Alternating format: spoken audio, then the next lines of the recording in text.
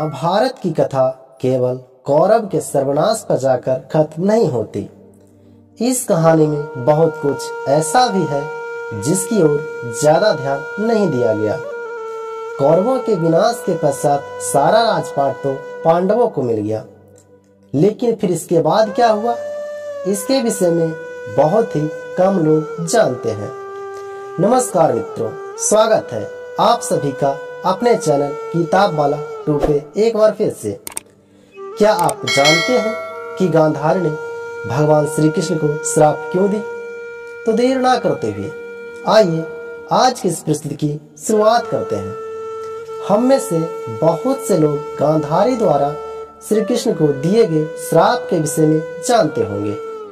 इसके बाद श्री कृष्ण की मृत्यु और पांडवों की स्वर्ग यात्रा की बात भी हम पहले आपको बता चुके हैं, लेकिन ये बात शायद ही कोई जानता होगा कि गांधारी द्वारा श्री कृष्ण को दिए गए श्राप की वजह से उनके पूरे कुल का विनाश हो गया था।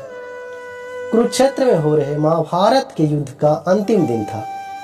पांडव विजय के बहुत नजदीक थे, लेकिन वो खुश नहीं बल्कि अत्यधिक शोक में थे, क्योंकि इस जीत को हासिल करने के लिए उन्होंने अपने सगे संबंधियों का रक्त बहाया था। इस युद्ध में अनेक बेटों की भी मृत्यु हुई थी।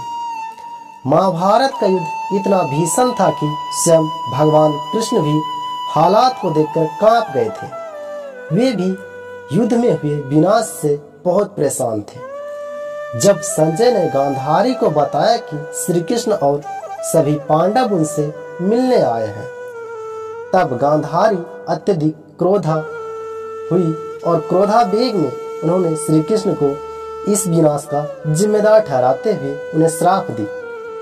गांधारी ने श्री कृष्ण से कही, तुम विष्णु के अवतार श्री कृष्ण, मैं रोज जिनकी पूजा करती हूँ, तुम्हें जरा भी शर्म नहीं आई अपने कृत्य पर? अगर तुम चाहते तो इस विनाश को रोक सकते थे, लेकिन तुमने ऐसा नहीं किया।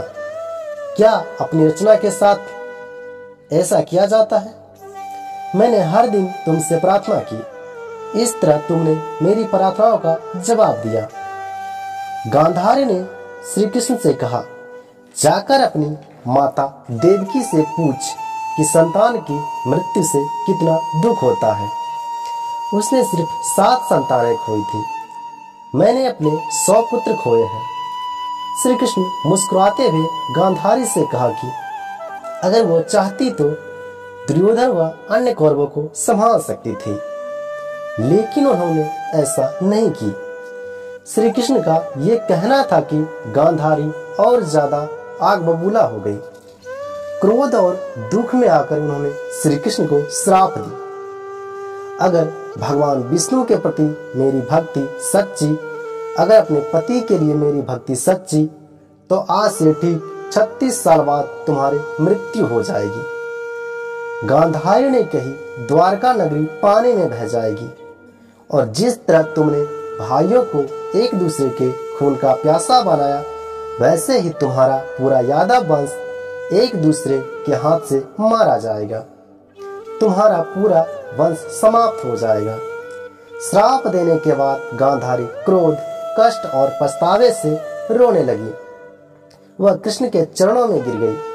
श्री कृष्ण ने उन्हें उठाया और उनके श्राप को स्वीकार किया। इसके बाद श्री कृष्ण द्वारका लौट गए और आने वाले 35 सालों तक रुक्मिणी के साथ रहे। जब रुक्मिणी गर्भवती हुई, तब भगवान कृष्ण ने महादेव से उन्हीं की तरह पुत्र होने का वरदान मांगा। महादेव विनाश के देवता हैं। श्री कृष्ण चाहते थे कि उनका पुत्र ही विनाश का कारण बने। तब सांब का जन्म हुआ। आगे चलकर सांब की वजह से ही कुछ ऐसे हालात उत्पन्न हुए जिनके परिणाम स्वरूप यादव वंश का विनाश हो गया।